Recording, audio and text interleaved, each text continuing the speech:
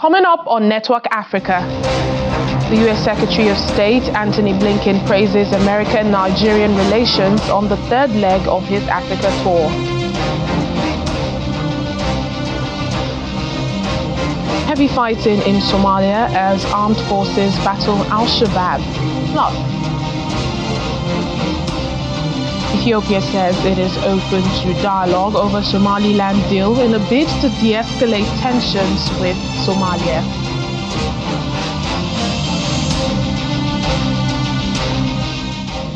Hello and welcome to the program today. I'm Layo Olarinde. We begin here in Nigeria, where the U.S. Secretary of State, Anthony Blinken, has praised American-Nigerian relations as stronger thanks to the establishment of the American Corner across the country.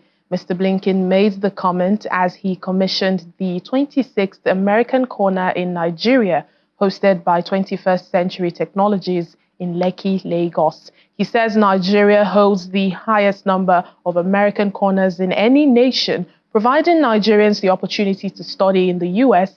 and enhance relations, among other benefits. Well, earlier in the day, Mr. Blinken, led by the Minister for Communication and Digital Economy, Bosun Tijani, met with 3 tech startup founders in medical science, auto sales, and solution for weather monitoring. The founders and co-founders explained to Mr. Blinken about their businesses and how they intend to improve. Mr. Blinken commended the innovative developments and proceeded to take a family photo with the innovators. The future really is with Africa.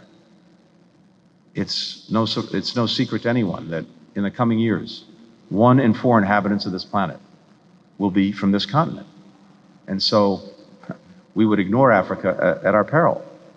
But we also see the incredible power in these partnerships in actually solving problems together. And when we're thinking about Africa, Nigeria has to be front and center. The largest country, the largest economy, the largest democracy. It is a natural partner for the United States. And as we're looking at what we're doing together, trying to address the climate crisis that's affecting all of us in different ways, developing artificial intelligence for good, accelerating inclusive economic growth, all of that is strengthened powerfully by one thing, and that is the tens of thousands of Americans who are here in Nigeria, working, studying, coming together with Nigerians around joint ventures, and the more than 500,000 Nigerian Americans who are such a powerful part of our own community. This place, this American Corner in Lekki, will, I believe, reinforce that incredibly vibrant relationship between our countries and between our peoples. You heard it from Will. Nigeria has more American spaces than any other African country. 24 locations in 21 cities, 4,400 programs, reaching 100,000 Nigerians every year, and now number 25. We know that there are so many other Nigerians, like each and every one of you, who want to make connections, who want to acquire skills, who may want to spend time in the United States, studying, working, engaging with people. And there are many ways to do that, but these American spaces are a big part of it. Well, in the meantime, President Bola Tinubu has requested that Nigeria be added to the United Nations Security Council and the G20, a forum comprising 19 countries, the European Union and African Union. This formed part of the discussion when he met with the U.S. Secretary of State, Anthony Blinken, at the presidential villa in Abuja. Our State House correspondent, Lanre Lasisi, reports that the Secretary of State has expressed the U.S. commitment to strengthening partnership on the continent, and Nigeria is crucial to this. The convoy of the United States Secretary of State, Mr. Anthony Blinken, arriving at the forecourt of the presidential villa. He's received by the Nigerian Minister of Foreign Affairs, who leads him into a meeting with President Bola Tinubu. The bilateral meeting holds behind closed doors. Moments later, Mr. Blinken emerges in the company of Nigeria's Foreign Affairs Minister to provide details on the discussions. They range from food security to agriculture, to pharmaceuticals, to security itself in the region. And President Bola Ahmed Tinubu brought up the issue of Nigeria's membership and participation in the G20, as well as the United Nations Security Council. Africa has shaped our past. It is shaping the present. It will shape our future. The United States is committed to strengthening genuine partnerships on the continent, to work to solve shared challenges, and also to deliver on the promise and the fundamental aspirations of our peoples. Nigeria, as Africa's largest country, largest economy, largest democracy, is essential to that effort. American companies are eager to partner with and invest in Nigeria's economy, particularly in the tech sector. We have tech giants that are teamed up with Nigerian partners to help meet President Tinubu's 1 million digital jobs initiative. Other companies are hard at work laying undersea cables, using satellite technology to expand access to the internet. Our tech incubators are fostering Nigeria's next startups. Our venture capital companies are working to finance them. So we want to work in partnership to help drive Nigeria's technological revolution, which is creating jobs, it's growing businesses, and it's spurring innovations in both of our countries. We very much appreciate Nigeria's leadership in ECOWAS to try to move to a return to the constitutional order and democracy in Niger after it's been disrupted. And we talked about building on the important summit that President Tinubu shared in December to try to see Niger get back onto the continent. The Secretary of State also addresses questions on supporting Nigeria's fight against insecurity and the drive for new investment from the United States. We are working to support Nigeria. We're working to support our Lake Chad region partners to strengthen the capacity of their security forces in a whole variety of ways to deal with insecurity. And yes, that does go to equipment, to technology, to weapons, and we're working on that. But it also goes to many other things, including information sharing, intelligence, technical support, advice, and it goes to having a comprehensive approach that genuinely focuses on citizen security, working with local communities in partnership, demonstrating that security forces are there first and foremost to protect them and to support their needs. Nigeria offers real, clear, compelling opportunities for investors. At the same time, I think it's no secret that there remains some long-term challenges that need to be overcome to really unlock the full potential.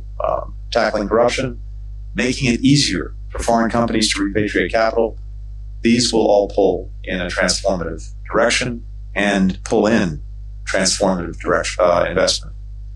I know that President Tinubu is focused on these challenges, and we also welcome his very bold economic reforms to unify the currency and fuel subsidies. Thank you, Cameron.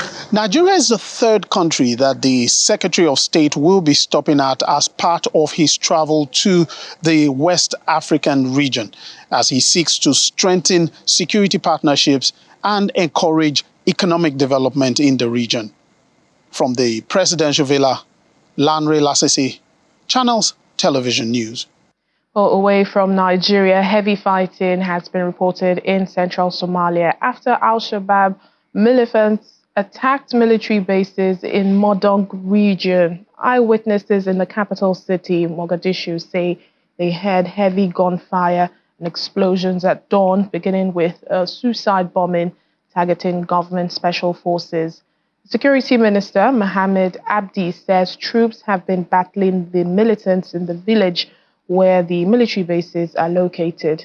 The Somali National News Agency reports with the help of locals, the army thwarted the attack, inflicting heavy losses on the terrorists. But Al-Shabaab said it seized the 5 military bases and killed dozens of soldiers. since August 2022, the Somali Federal Forces have been conducting a major offensive against the Al-Qaeda-linked group. Meanwhile, the United States military has confirmed that it conducted airstrikes in Somalia over the weekend, resulting in the deaths of 3 Al-Qaeda-affiliated Al-Shabaab militants. The U.S. Africa Command, based in Stuttgart, Germany, stated that the strikes were carried out at the request of Somalia's government in a remote area approximately 35 kilometers northeast of the port city of Kismayo on Sunday. The statement, however, did not disclose the identities of the targeted individuals, and no civilian casualties were reported. Let's get more on this. Joining us now is the VOA's correspondent, Mohammed Yusuf. Hello, Mohammed. Thank you for joining us on the program. Mogadishu is no stranger to attacks from Al-Shabaab. What more can you tell us about this morning's incident in the capital city? Of course, across the country, Al-Shabaab continues to cause mayhem and attacks in some places, and Mogadishu is not exception. But in this particular attack, Wednesday morning, took place in central region, a town called Ad. This is a town that the government forces liberated a few weeks ago, basically earlier this month. And with that, after so many months of fighting, they're able to liberate the town. But Al-Shabaab have not left the area, and they're able to continue to carry out attacks. But this morning, as usual, they have been doing this kind of attacks several times. But it needs a lot of planning. But this one, it was expected because they haven't gone far away from the town, and they haven't been pushed from the government forces because of there have been rains and flooding in some parts of the country, and so they're able to stop. But Al-Shabaab this morning launched an attack which began with explosives as usual and gun attacks. But according to the locals, they were able to hear explosives, gunfire for so many hours. But the government, Al-Shabaab says they overran the military bases that is in and out of the town. The government denies that. But according to the locals, there have been big fighting that's been going on in the village on Wednesday. Well, indeed, and since 2022, August to be precise, the federal forces have been conducting major offenses against the militants. How successful, does the government say they've been in, really eradicating these insurgents? In many ways, they have been successful because they've been able to liberate dozens of towns and villages. Al-Shabaab have been pushed, and we're not hearing more attacks in the capital like we used to hear before. Of course, in recent weeks, in the past few days, there have been attacks, but it's not a scale that we used to see, for example, 2-3 years ago. And Al-Shabaab seems to be under pressure. You've also reported of aerial strikes taking place in southern parts of the country where Al-Shabaab still enjoys a relatively huge presence there. They're able to walk freely, and most of their commanders are based there. But the government offensive has been so much the past since August it's launched.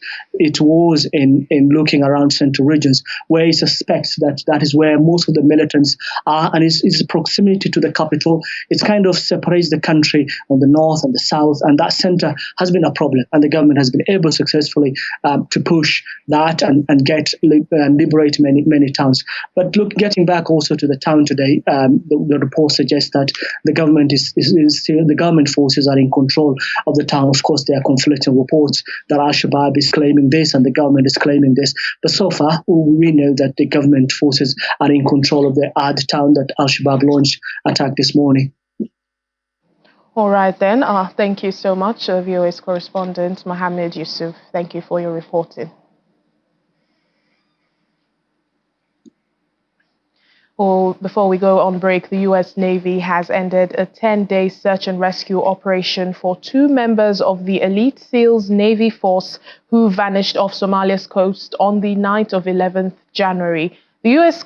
Central Command said on Sunday that the 2 missing U.S. Navy SEALs have not been located and their status has been changed to deceased, adding that it is now conducting recovery operations. The SEALs disappeared as they attempted to intercept a dhow that was carrying weapons. One of the SEALs fell into the rough nighttime waters while boarding the dhow, prompting the second SEAL to jump in and for a rescue attempt. Well, unfortunately, neither of them resurfaced. Japanese and Spanish forces had aided in the search using ships and aircraft to comb more than 21,000 square miles in the Gulf of Aden. All the SEALs were part of a naval unit that has been intercepting weapons and other illegal shipments in the region. We'll take a break now on Network Africa. Still to come. Egypt begins construction for first nuclear power plant, El Daba, in collaboration with Russia. More details after the break. Please join us again. Welcome back to the program. The president of Rwanda, Paul Kagame, says he is ready to defend his country as he has nothing to lose in the event of a war against Rwanda, has been rumored for days. Well, President Kagame seems to be responding to the authorities of Burundi and DR Congo, who have been accusing him of endangering the security of the region. He said that he decided not to respond to what he called insults because they do not kill.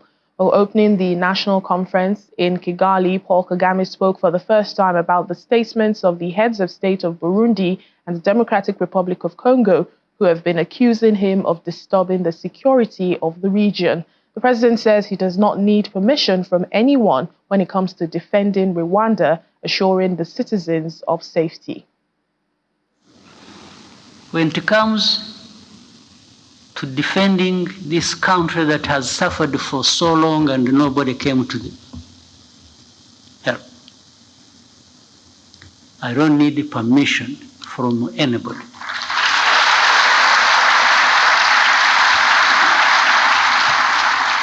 To do what we have to do to protect ourselves. I have said it in broad daylight. I have said it to those who matter in this problem. And that's what is going to happen. You go home, sleep, don't do anything.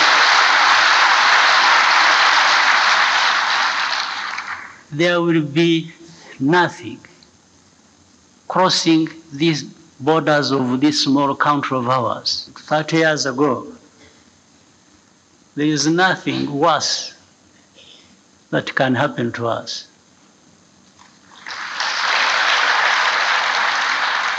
Also, that means if you ever put us in a situation where we have to think like it's going back to that time,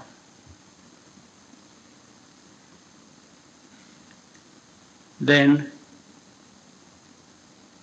we have nothing to lose. We will fight like people have nothing to lose. Well, still at the National Dialogue, President Paul Kagame also spoke about Africa's democracy and its values. To tell people and force people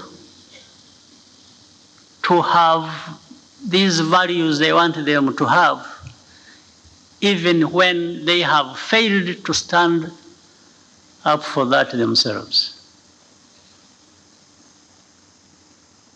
The whole world is struggling. So, including those who give lessons, they're really struggling. And when they are struggling, and they're telling you to do certain things they are struggling to achieve, then they start telling you, yeah, but that is the beauty of democracy. Yeah, so why is it not the beauty of democracy when I'm struggling? Why are they not the same? Ethiopian National Security Advisor Redwan Hussein says his country is willing to listen to friends in a bid to de-escalate tensions with Somalia over a controversial port deal with the self-declared Republic of Somaliland. Well, Mr. Redwan posted on X, formerly Twitter, that Addis Ababa will continue striving to steadily reach a conclusion with amicable considerations which benefit all. On Monday, Mr. Redon criticized meddling by what he called opportunistic external actors in the row between Somalia and Ethiopia. All the remarks were perceived as aimed at Egypt, which has warned against threats to Somalia's sovereignty. The row was triggered by Ethiopia when it signed a memorandum of understanding with Somaliland early this month.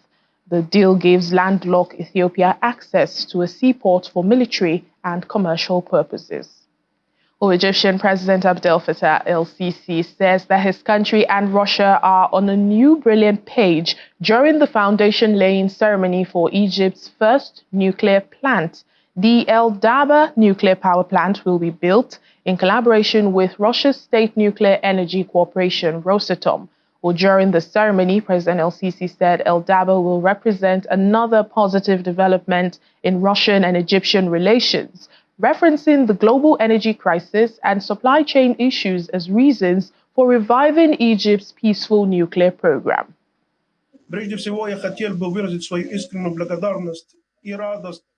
We are witnessing this great event, which represents a new shining chapter in the path of close cooperation between Egypt and the Russian Federation, as well as a new achievement in the history of the Egyptian-Russian mutual partnership throughout history. It also reflects the magnitude of efforts exerted by both sides to move forward with the realization of Egypt's national project for the construction of the El Daba NPP. It appears South Africans are getting poorer as the country's population continues to grow while its economy stagnates, meaning there is less money to go around. This was revealed by the World Economic Forum in its Future of Growth report, which outlines the competitiveness of economies worldwide. The report showed that South Africa's economy is not competitive on the global stage. The president of the African People's Convention, APC, Themba Godi, echoes these concerns, emphasizing the need for South Africa to undergo a fundamental change in its economic model. Now, their prognosis of the South African situation is correct. We have had jobless growth in this country.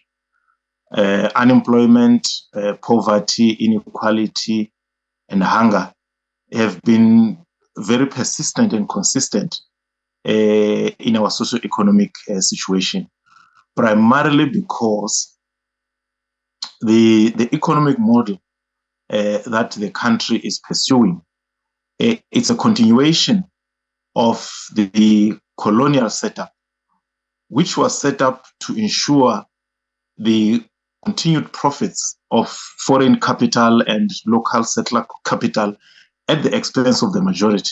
So yes, they're correct. The population is growing, people are becoming poorer because the current system as it stands has been so designed to ensure that the majority will remain impoverished. Only a few minority will benefit from the current economy. We can't bounce back on this current system. The only hope we have is if the current system is dismantled, is changed, we have a new economic model that responds to the challenges of our country. The reason countries like Vietnam, like China, like Iran are able, or Russia are able to make progress is because their economic model responds to the challenges, the historic challenges of their countries. In our case, our current model responds to what London and Washington and Brussels want, not what the people in the country want. That's why we have not made it. I mean, look, since 1994, when we made that democratic breakthrough, the levels of inequality in our country have worsened to a point where last year the World Bank declared South Africa to be the most unequal country in the world. Just before we end the program, a man has been arrested on suspicion of 77 murders after telling a public inquiry he started last August deadly fire in a Johannesburg building. Police say the 29-year-old confessed to being involved in starting the tragic fire while giving evidence at the inquiry. The suspect, who was not identified, is expected to appear in court and to face charges of arson and 120 counts of attempted murder. Last year, fire gutted the Usindiso building in Marshall Town, where many poor people were living, claiming 77 lives and leaving many others injured. And that's it on Network Africa for today. Thank you so much for watching. I'm Layo Olarinde.